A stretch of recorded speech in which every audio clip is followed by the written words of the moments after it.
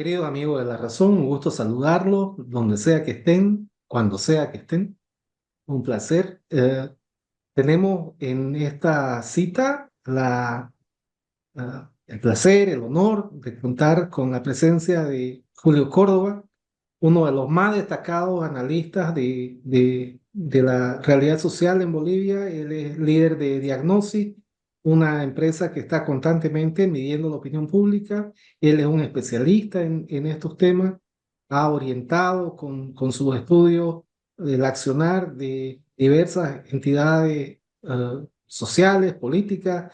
Siempre son bienvenidos los análisis que publica Diagnosis.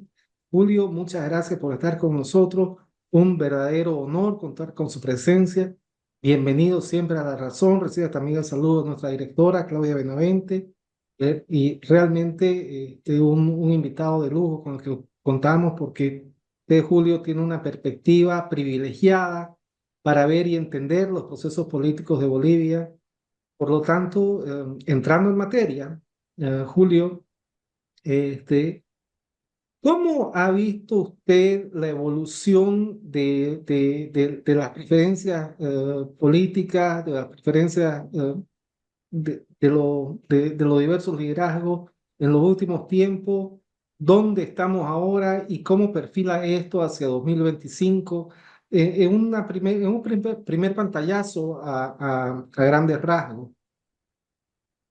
Gracias, Pablo, por la invitación. Un gusto estar con usted y con la audiencia de La Razón.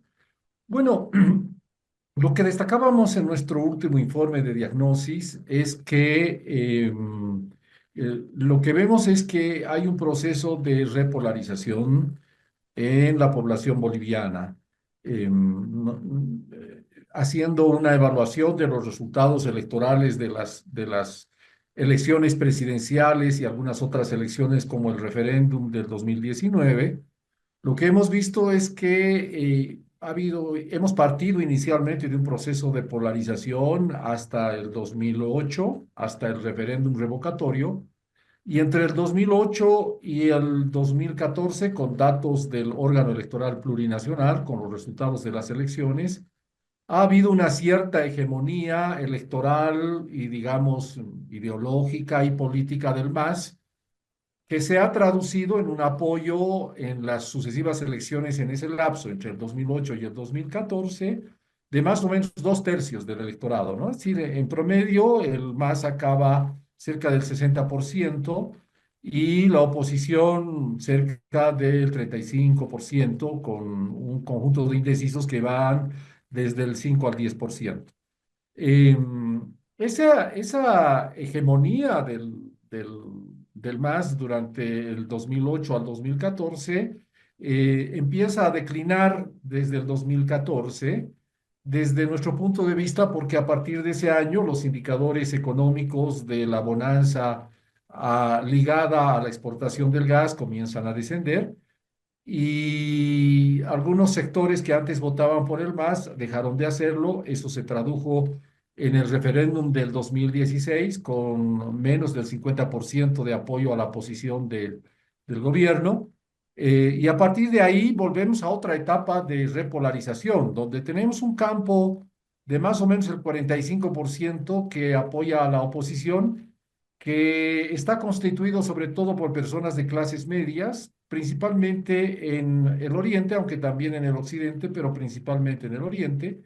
Y el otro campo de también el mismo peso electoral, de más o menos el 45%, constituido por personas de clases bajas, principalmente en occidente, que apoyan al MAS.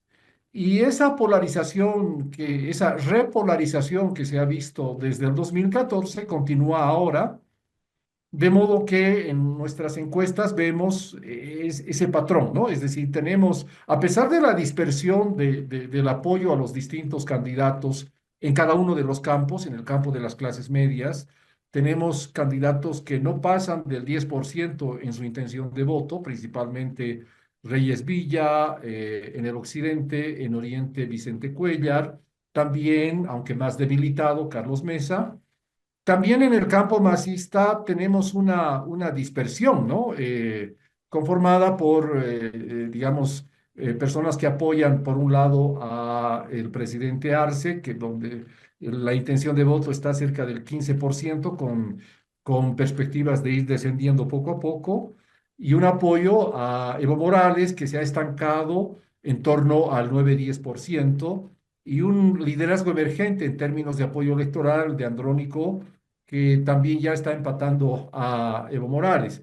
Pero en cada uno de los campos, de estos dos campos, clases medias por un lado y estratos populares por el otro, hay una dispersión del voto. Pero si se suman todas estas intenciones del voto en cada campo, igual tenemos una especie de empate: 45% para los candidatos de la oposición y 45% para los candidatos del MAS.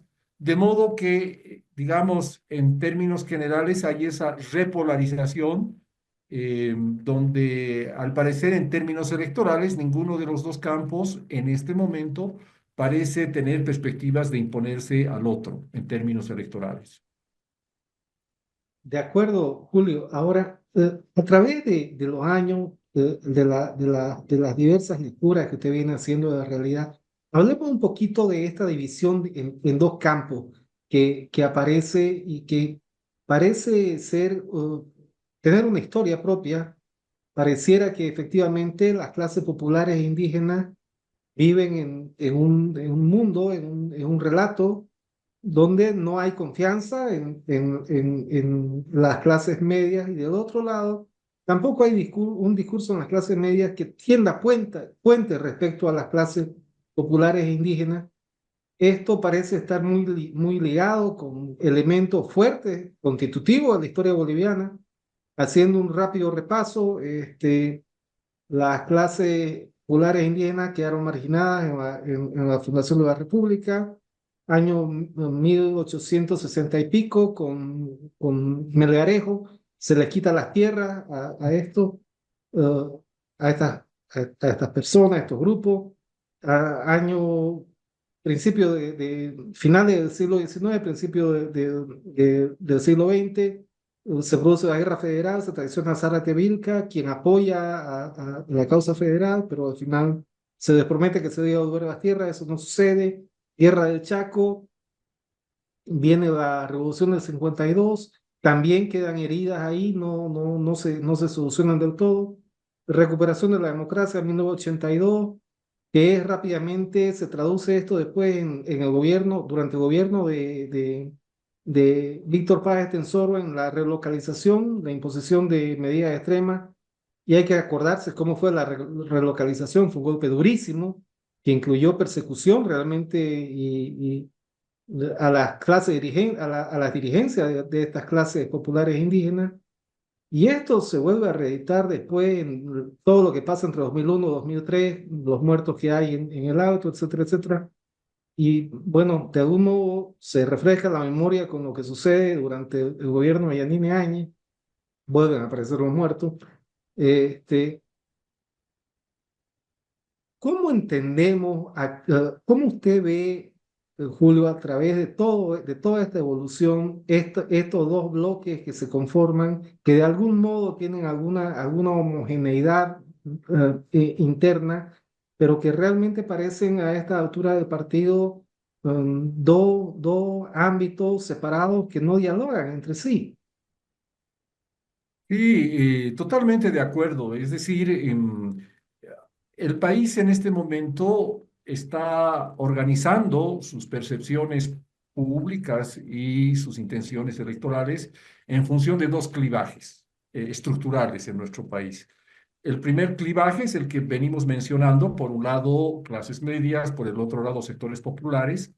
Y este clivaje, estas rupturas, están ligadas no solamente con temas socioeconómicos, sino también con temas étnico-culturales, ¿no? Es decir, las clases medias con una tradición cultural más, digamos, entre comillas, mestiza, de tipo occidental, y los sectores populares con un sustrato, si se quiere, en términos, digamos, más vulgares, más cholo, y por el otro lado más indígena por detrás, que complican el clivaje socioeconómico que se articula a un clivaje étnico-cultural. El segundo clivaje que ha estado ordenando las preferencias electorales es el clivaje regional, ¿no? Es decir, el clivaje occidente-oriente, la media luna, de tiempos de los primeros años del gobierno de Evo, y el occidente, ¿no? Nuestra hipótesis en diagnosis es que este segundo clivaje de tipo regional, oriente-occidente, de alguna manera está condicionado, digamos, al primer clivaje de las diferencias socioeconómicas y étnico-culturales, ¿ya? Eh, digamos, eh, si hacemos un repaso de las estrategias electorales, aquellas opciones políticas que han optado por privilegiar en su discurso el clivaje ricos-pobres, indígenas no indígenas, han tenido un mayor éxito electoral que aquellos discursos que han privilegiado en su narrativa la diferencia Oriente-Occidente.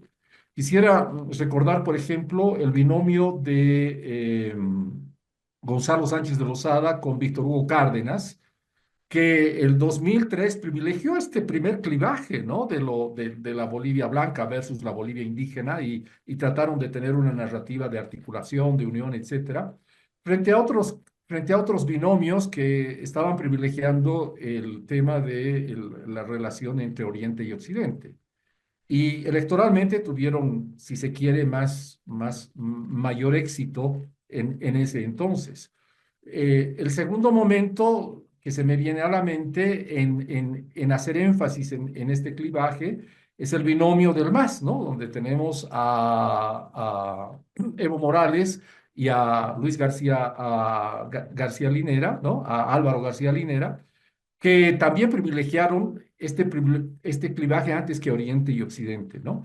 Entonces, parece ser que, y en nuestras encuestas nosotros vemos que las diferencias socioeconómicas articuladas a estas diferencias étnico-culturales parecieran condicionar de manera más eficiente o parecieran tener mayor impacto, tener un mayor peso para comprender las percepciones, actitudes y opciones políticas de la población boliviana que el eje Oriente-Occidente.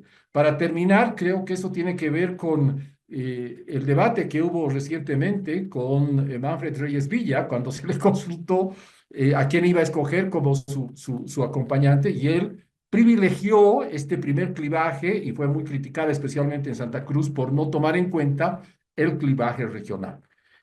Para terminar, yo quisiera mencionar que, digamos, en Oriente tenemos eh, el problema no el problema, sino que la característica básica en Oriente es que los sectores populares todavía no han tenido una emergencia política y electoral propia, como sí sucedió en Occidente.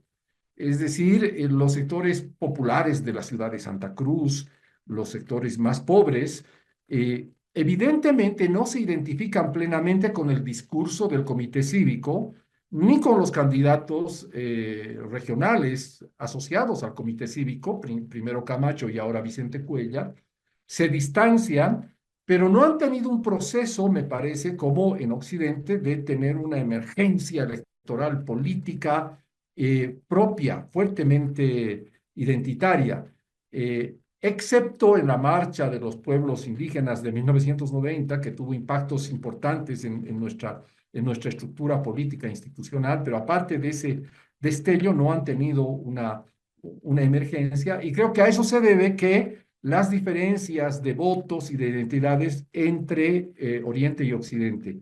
Pero hay una hipótesis que si es que los sectores populares de la media luna empiezan a tener esta emergencia electoral, política, ideológica de una manera más autónoma respecto de las élites del Oriente, probablemente el clivaje Oriente-Occidente tienda a diluirse frente a lo que usted decía, Pablo, ¿no? Esta fractura histórica entre élites criollo-mestizas, digamos, y toda una masa popular con identidades más cholas, más indígenas, que ha tenido pues su propia trayectoria a lo largo de nuestra historia, ¿no? Es muy interesante el punto que usted menciona, Julio, porque el clivaje regional, el discurso regionalista cruceño específicamente, está asentado sobre el clivaje lo cruceño versus lo colla.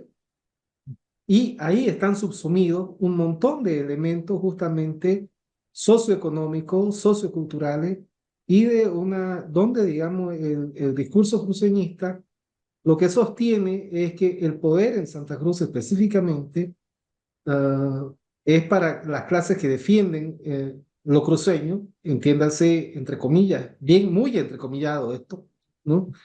Que en realidad es la defensa de los intereses de la clase misma dominante como tal, y que se oponen a perder el control, literalmente, literalmente dicen esto, frente a una población migrante que es mayoritaria en número, pero que debe ser resistida políticamente. Por lo tanto, el fenómeno regionalista es un fenómeno también que está expresando justamente esta gran dicotomía nacional que lo hace también desde los códigos locales en la disputa por el poder local. Totalmente de acuerdo con la observación que usted planteaba, y que el nudo gordiano de todo esto termina siendo la diferencia entre eh, clases más identificadas con lo europeo y clases más que se sienten más populares e indígenas en este país. Eh, más, pero más allá de eso, y quisiera que entremos a ver esta segunda parte en detalle, pero primero para cerrar con la parte del oficialismo, este, ¿cómo ve usted que ha estado impactando, cómo lee Julio, el impacto que ha tenido, que viene teniendo la disputa interna al interior del MAS y la emergencia de este tercer liderazgo que usted ha mencionado y con todo lo que eso no viene sucediendo de intensidad en los últimos 2 años, por lo menos? Sí. Bueno, yo creo que hay que, digamos, entender también que los sectores populares en los gobiernos de Evo Morales han sido beneficiados de alguna manera de la estabilidad económica, de un cierto proceso de redistribución del excedente eh, a través de bonos, a través de la dinámica económica que ha fortalecido el sector informal. De modo que ha habido un mayor proceso de estratificación interna en el mundo popular, en las clases bajas. Eh, Algunos le llaman que ha habido una emergencia de nuevas clases medias. No me siento cómodo con esa descripción. Yo más bien pienso que ha habido un cierto ascenso de algunos sectores de clases bajas que no han llegado a ser clases medias por los niveles de consumo, pero que definitivamente han mejorado sus condiciones económicas y evidentemente han mejorado su consumo, sobre todo antes que sus procesos productivos, digamos, ¿no? Así, antes que haber modificaciones sustanciales en lo que se llamaría la infraestructura económica, la infraestructura productiva de estos sectores, ha habido mayores ingresos, cierta estabilidad de ingresos, mayor consumo en las clases bajas. De modo que al interior de las clases bajas ha habido un proceso interno de estratificación eh, eh, y bueno, eso dicen también los datos de Naciones Unidas, ¿no? Y también otros datos que nos hablan de que varios miles y tal vez millones de bolivianos han dejado los niveles de pobreza extrema y han mejorado su situación. O sea, la pobreza extrema y también la pobreza general ha disminuido sustancialmente durante los gobiernos de Evo Morales y del MAS. Entonces, el problema es que para el MAS que estos estratos que han mejorado sus condiciones socioeconómicas han empezado a asumir una ideología y un proceso de percepción, de aspiración, de ascenso social más individual asociado a la formación académica. Varios de sus hijos han ingresado a la universidad y han empezado a dejar de lado esta tradición corporativa, sindical, colectivista de los sectores más pobres, digamos, ¿no? Es decir, los sectores más pobres todavía continúan apostando por el sindicato, por la comunidad para, digamos, tener mejores condiciones de vida.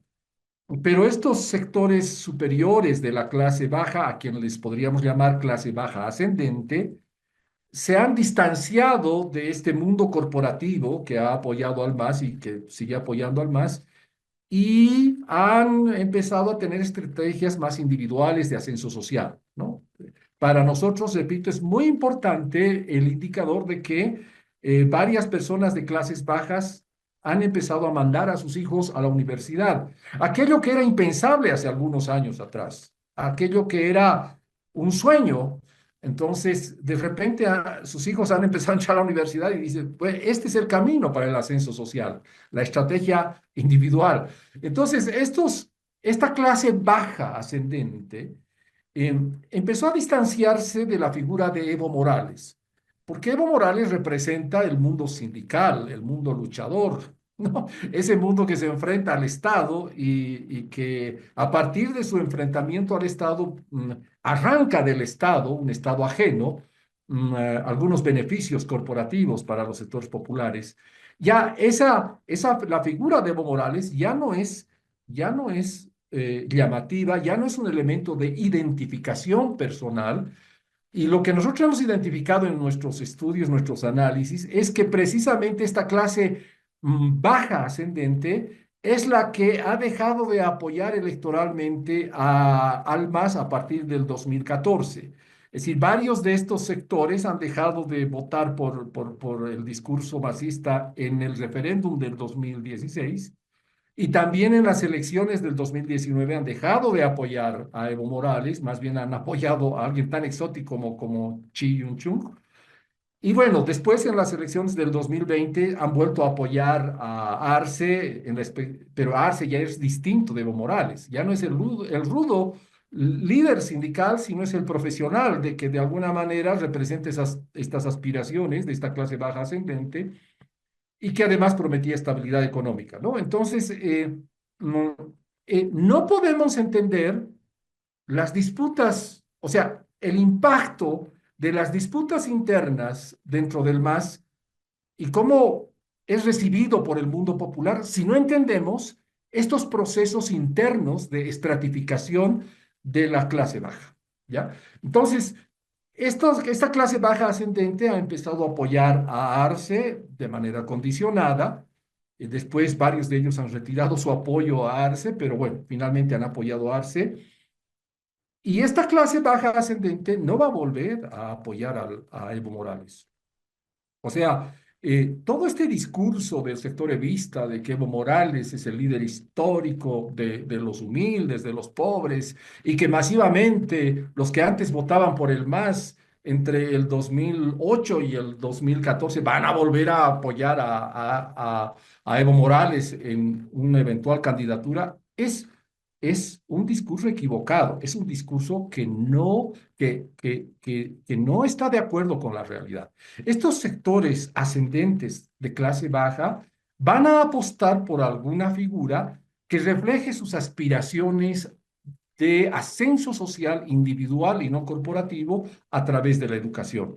Y es en ese contexto que en nuestras encuestas hemos visto que crece poco a poco la identificación y el apoyo a figuras como Andrónico, ¿no? Es decir, Andrónico representa el hijo de la familia campesina que ha logrado entrar a la universidad y que gracias a sus estudios ha tenido cierto éxito en el ámbito político. Entonces, ese mensaje es muy fuerte, es muy poderoso para este sector ascendente de la clase baja que ve en peligro sus niveles de consumo por la crisis y bueno, no va a apoyar a Evo, puede que no apoye a Arce, pero se puede inclinar por estas figuras emergentes de lo popular que simbolizan esta aspiración. Difícilmente estos sectores de clase baja van a apoyar a candidatos como Vicente Cuellar, como Camacho, como Mesa, Doria Medina, menos como Tuto Quiroga, porque son de la élite para ellos, son de la élite que siempre los han ignorado, que siempre han gobernado de espaldas a ellos.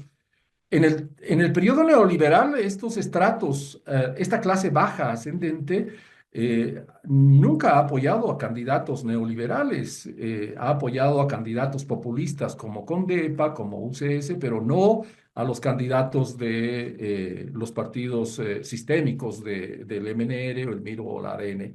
Entonces, difícilmente van a apoyar a estos candidatos. Entonces, para resumir, eh, eh, digamos, la pugna interna entre Arce y Evo Morales se ha traducido en que Evo Morales mantiene el apoyo de los sectores pobres más tradicionales, Arce logra el apoyo de esta clase baja ascendente, aparece estas figuras como Andrónico y también Eva Copa, digamos, antes Soledad Chapetón, que concentran el apoyo de esta clase baja ascendente y por lo tanto la estratificación en el mundo popular es la base sobre la cual se asientan las disputas y la diversidad de discursos y de figuras en el mundo masista.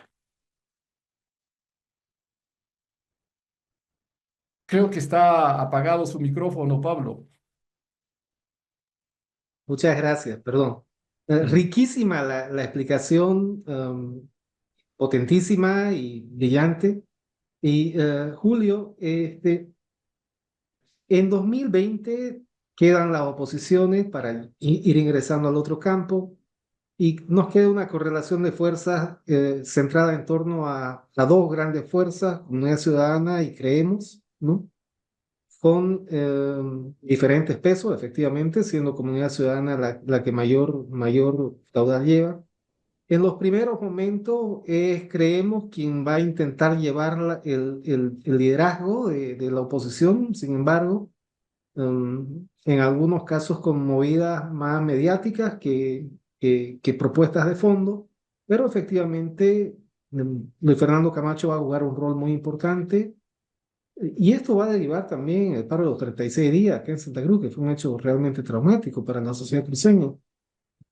Pero de ese momento en que no llegue esta configuración, esta correlación de fuerza, esta configuración de la oposición en su representación actual hasta el día de hoy, agua ha pasado bajo el puente. Comunidad Ciudadana ya no es la estructura unitaria que fue, creemos tampoco, y aparecen nuevos liderazgos también disputando esto, el caso de acá de Cochabamba, Manfred Reyes Villa. ¿Cómo ve, Julio, la evolución en el campo opositor y cómo se podría caracterizar la situación actual y qué perspectivas le ve a usted? Bueno, en el análisis que hemos realizado de los resultados electorales desde el 2002, digamos, hasta el 2020, lo que hemos encontrado es que las clases medias, y hablo en plural porque hay tres divisiones en las clases medias, ¿no? La media alta, digamos, y alta, que son un 1 o 2%, la media típica, que es la clase media típica tradicional, que incluso viene desde antes de la Revolución del 52, eh, con todos estos sectores más criollos, blancoides, digamos, por ponerle un término muy impreciso, pero para resumir el tiempo. Y tenemos la clase media baja, ¿no? Que viene de los sectores más populares de antiguo, desde después de la Revolución del 52, que han logrado asentarse, pues, ¿no? En este mundo de las clases medias, pero con este estrato de media baja, digamos. En conjunto, estos tres estratos, la media alta, la media típica y la media baja, más o menos llegan al 40% de la población en Bolivia, ¿ya? En cambio, las clases bajas son el 60%. ¿Ya? Ya. Entonces, lo que hemos encontrado es que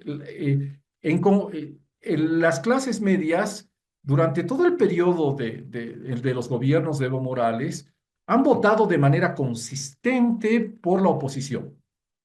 ¿Ya? Y en cada justa electoral han habido como que normalmente dos expresiones de la clase media, si se quiere. Una expresión mayoritaria, que digamos el 2005 fue Podemos con Tuto Quiroga, después el 2009 fue con Manfred Reyes, de alguna manera, pero es mayoritaria que concentraba el voto en más o menos el 25-30%, y una segunda expresión importante de más o menos el 15%, digamos, ¿no? Lo que llega al 40%. Entonces, y eso se ha repetido en las elecciones del 2020, ¿no? Es decir, teníamos la expresión mayoritaria con un 28% de Carlos Mesa y una segunda expresión de más o menos el 10%, un poco del 14% de Camacho, ¿no? Entonces, tenemos en las clases medias una expresión mayoritaria y una expresión importante que le va a seguir. Ahora, no quisiera terminar con las clases medias sin mencionar que hay bolsones ideológicos de apoyo al MAS en las clases medias, que son pequeños, pero están ahí presentes. O sea, son muy leales al MAS y a algunos a Evo Morales, porque deben defender su voto en contra del ambiente, de sus familias, en su lugar de trabajo, etcétera, que es mayoritariamente antimacista, ¿no? Entonces son bastante leales, que más o menos llegan a un 10-12% en las clases medias, que son lealmente masistas y a veces evistas, ¿no? Que son los socialistas, comunistas de los años 70, 80, que han visto, digamos, la emergencia de lo popular en el MAS y en Evo Morales. Es un voto muy ideológico y por lo tanto no, es muy leal. Bueno, hay esas expresiones.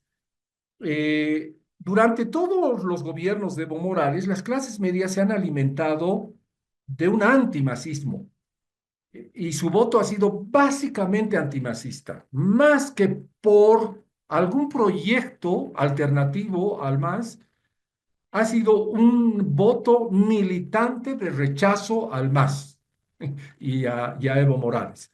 Eh, y creo que esa postura militante de rechazo al MAS se ha ido agotando en estos últimos años. Es decir, ya después de los conflictos del 2019, ya no es suficiente para las clases medias los liderazgos antimasistas. O sea, ya las clases medias necesitan un horizonte alternativo al MAS. El problema es que los liderazgos de políticos de las clases medias se han congelado en el tiempo. Es decir, es como si continuaran en los gobiernos del MAS y varios de ellos siguen con un discurso altamente, virulentamente antimacista, pero que no parece ser en este momento un discurso que responda a las necesidades y aspiraciones de las clases medias. O sea, las clases medias dicen, bueno, está bien, yo soy antimacista, apoyo un discurso antimacista, pero eso no es suficiente para mí. O sea, necesito un horizonte alternativo de país que sea diferente al que me propone el MAS. Ese es un poco el tema. Pero liderazgos como Carlos Mesa, que en sus discursos siguen siendo antimacistas, Camacho, Cuellar, pues ya no responden a las necesidades y demandas electorales de las clases medias. Tal vez esa es la ventaja de Manfred Reyes. Es decir, Manfred Reyes eh, ya no, ya no está, si se quiere, preso del antimacismo, y más bien trata de presentar a las clases medias un liderazgo súper pragmático, ¿no? De la eficiencia en la gestión municipal y de un discurso que no se estrella contra el MAS y que más bien trata de presentar cosas prácticas para futuro.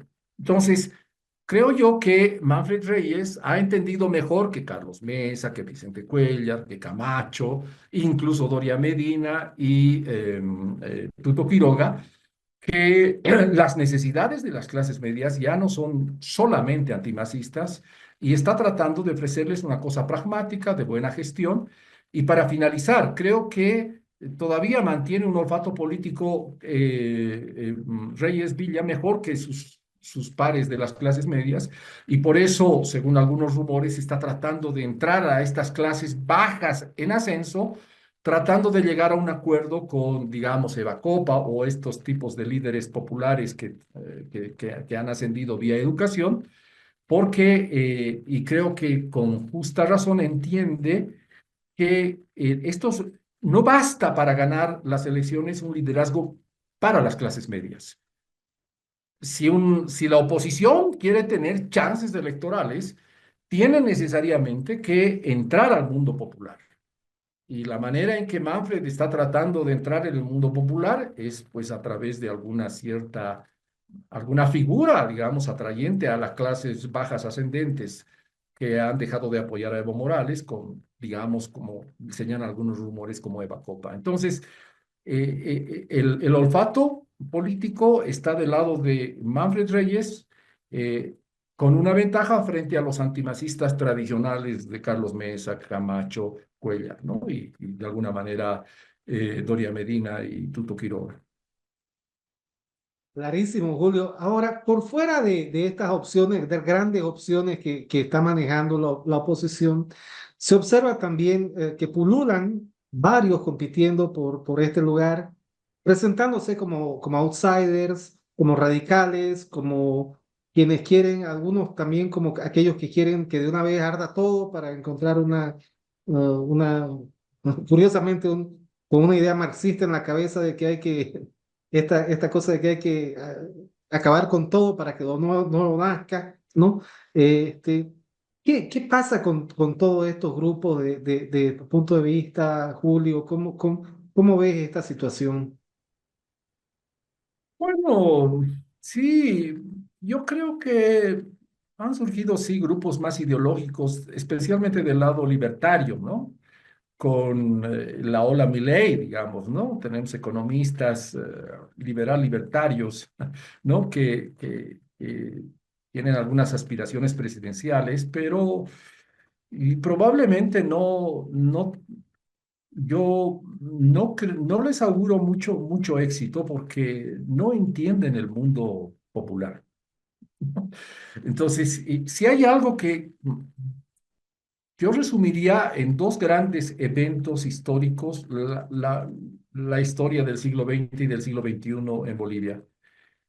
El primer evento histórico es cuando el MNR ha logrado integrar a este mundo, gran mundo popular, campesino, a la dinámica económica y de alguna manera a la dinámica política con sus reformas del 52, ¿no? Ha sido un proceso que ha cambiado la historia del país. Y el segundo evento, desde mi punto de vista, el mayor impacto de los gobiernos de Evo Morales no ha sido tanto económico, menos ha sido en el cambio de modelo económico ni de la estructura económica, porque de alguna manera el MAS lo que ha hecho ha sido ampliar la, eh, el capitalismo monoproductor extractivista de materias primas, absolutamente dependiente del mercado externo, es lo mismo que tenemos. Lo ha radicalizado de alguna manera, o sea que no ha habido ese famoso cambio, ni descolonización, ni el Estado plurinacional. Eso es pura retórica, ¿no? Entonces, no hay que ver en el mundo económico el impacto del MAS, pero si hay algo que ha hecho el MAS y que ha hecho Evo Morales, es que tiene una significación histórica más o menos similar a lo que hizo el MNR en 1952, es el masivo ingreso, si se quiere, del mundo indígena, campesino y popular urbano al padrón electoral y como actor electoral con identidad propia. Es decir, lo que hemos visto es que entre el 2000, cerca de las elecciones del 2009, El padrón electoral iba por los más o menos 4 millones, 3 millones y pico, pero ya para las elecciones del 2009 hizo un salto casi a los 6 millones, acercándose a los 7 millones. O sea, hubo un ingreso de aproximadamente 2 millones y medio, casi 3 millones de personas en el padrón electoral, que antes no votaban y que ahora están votando. Claro, las clases medias y los líderes dicen, no, eso es fraude, ¿no? Esa es una explicación simplista.